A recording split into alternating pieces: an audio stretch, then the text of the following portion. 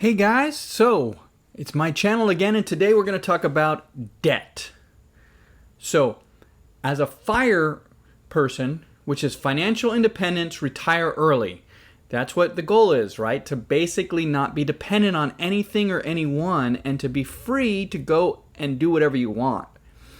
And to do that, you basically need to be on top of your finances. One of the killers of basically financial independence is debt.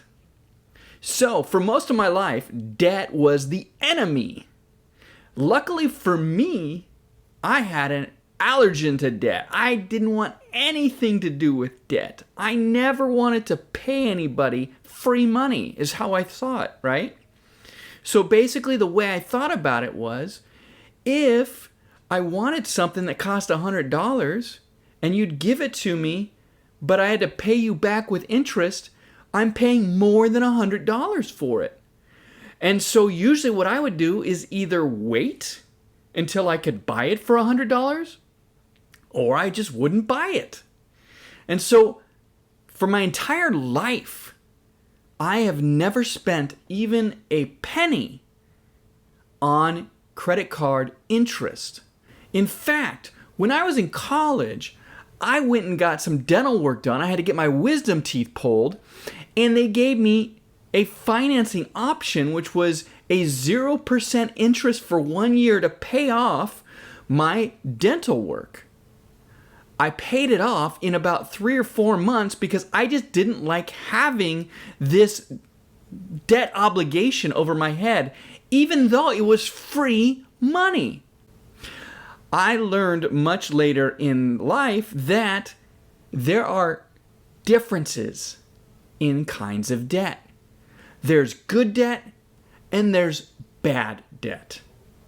So I put every type of debt in the bad category for most of my life.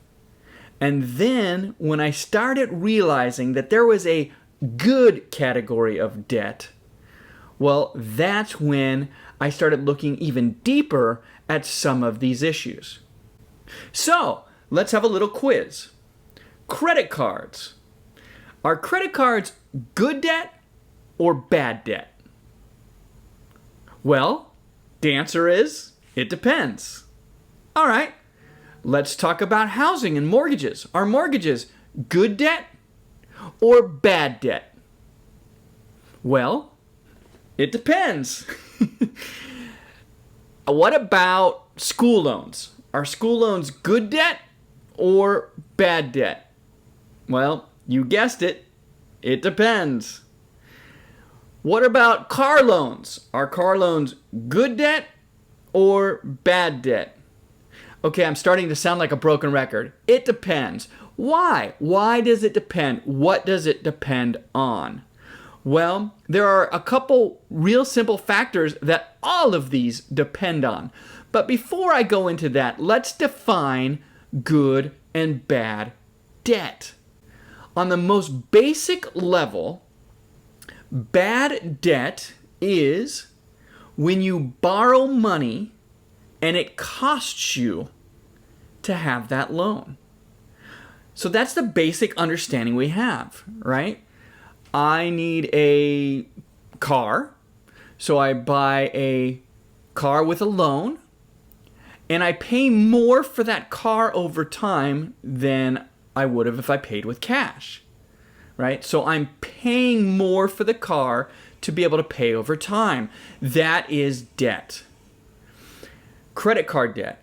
If I'm just using my credit card and I'm not paying it off every month and I'm getting charged an 18% on my money, and I'm just doing the minimum bare payment, well, guess what? The credit card is making money off of me. I'm losing, the credit card is winning. That is generally the idea of bad debt. Bad debt can also spiral. Take that credit card example.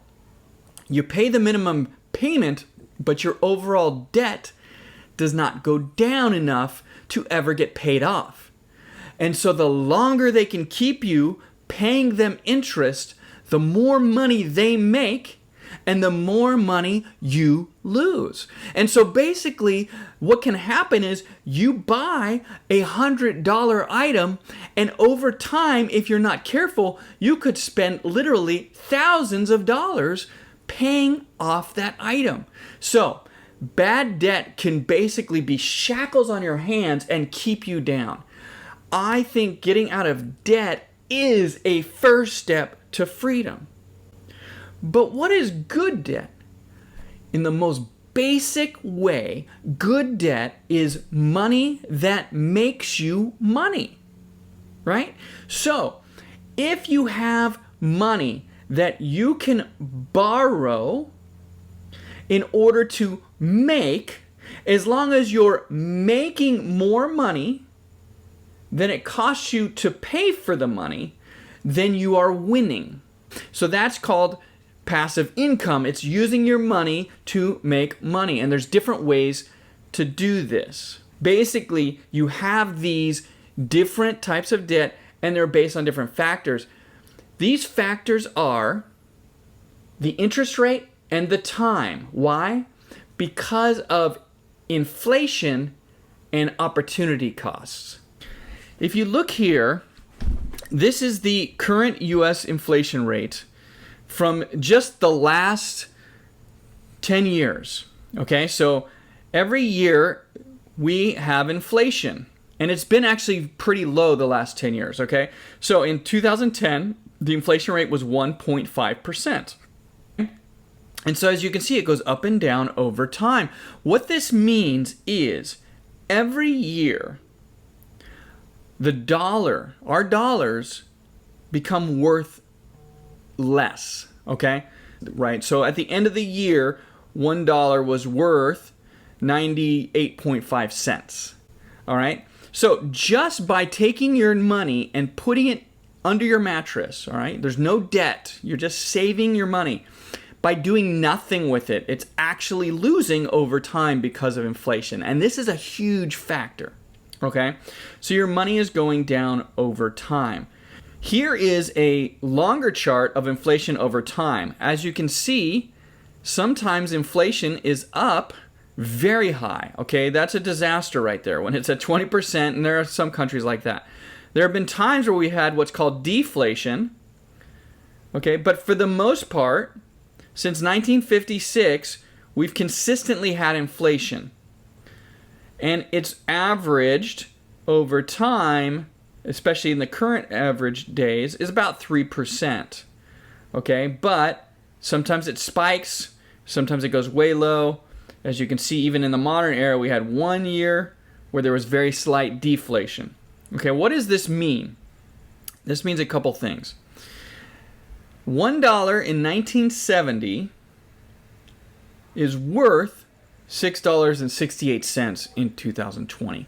Why is this important? Okay, this is important for two reasons. When you borrow money, okay, or when you have money, if you don't do anything with it, it loses, okay? So good debt actually protects you against inflation.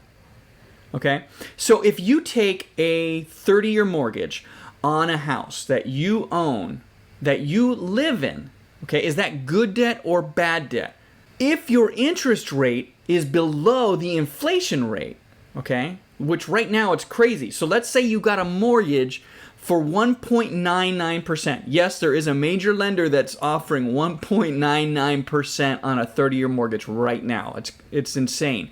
But if you got a 1.99% mortgage on your house, even though you are not necessarily making money because you're living in that house, okay, the inflation rate, if it's consistently 3% over 30 years, then what is happening is you are saving 1% of your money over 30 years.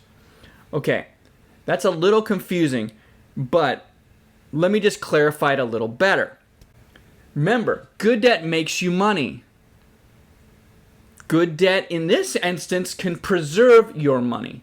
Bad debt costs you money. So, how does good debt make you money? Let's say you get a mortgage 30-year mortgage for 3%.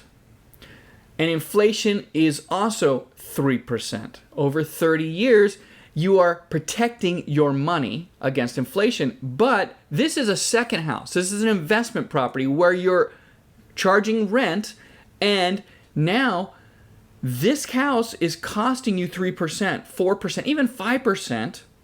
But that money that you put into the house is making you money, because now you're renting out that house.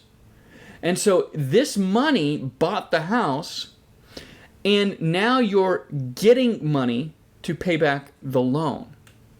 Okay? So that is how good debt works, is you're using debt to make money. My dollar 5 years ago could buy more than my dollar now. A dollar 30 years ago could have bought more than my dollar now. So the dollar goes down in buying power, goes down in value. You generally earn more wages over time as well.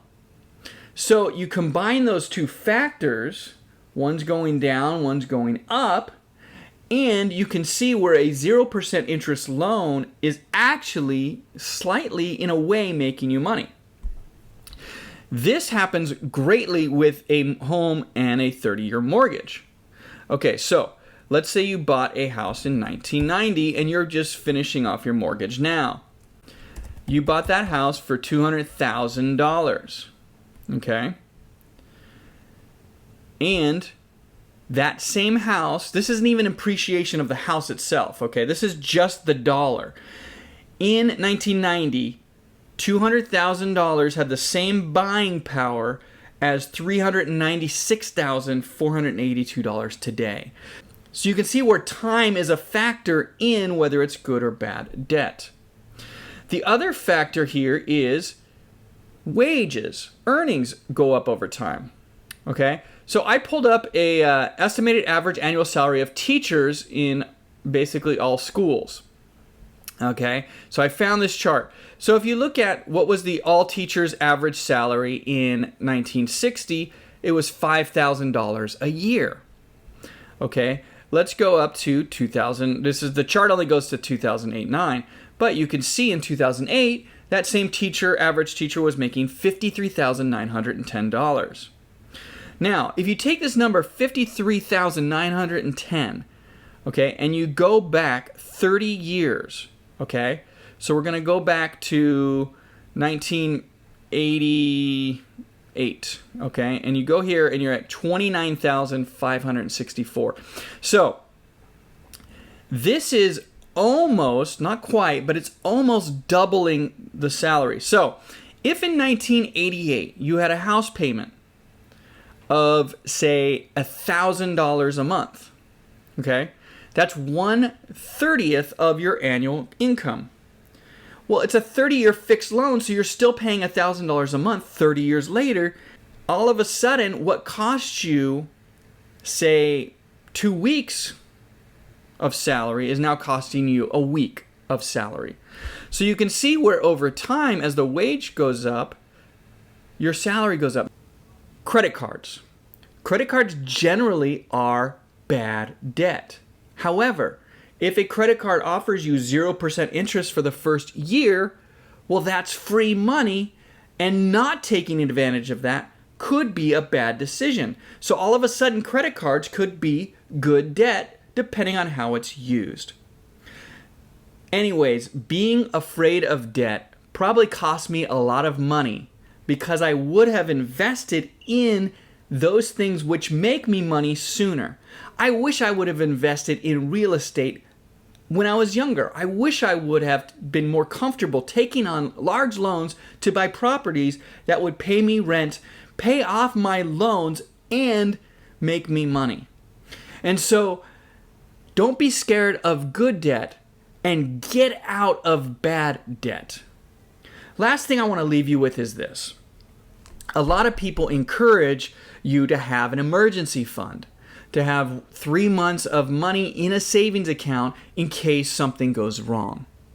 That's a great idea. However, I know people, including my mother, who have credit card debt, and savings. They're paying 18% on their credit card and they're earning 0.1% on their savings.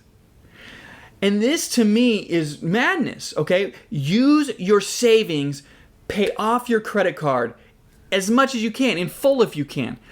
I would rather you have 0 in savings and pay off your credit card. If you have $5,000 in credit card debt and you have $5,000 in a savings account, I would much rather you pay off your credit card and have 0 in your savings and stop paying interest and bad debt.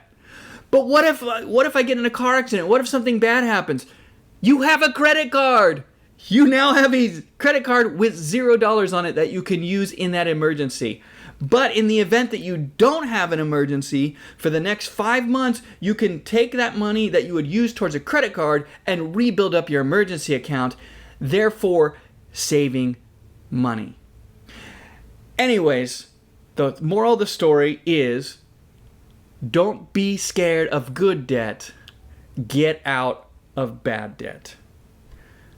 This might have been a little confusing. If you have any questions or need any clarification, feel free to comment. I will respond to any and all comments. Also, please like this video if it was helpful at all, and subscribe, as I'll be giving more useful tips as well as sharing my rental incomes. Those properties that I did buy once I embraced good debt will be coming soon. So subscribe so you won't miss out on that as well. Have a great day and stay safe.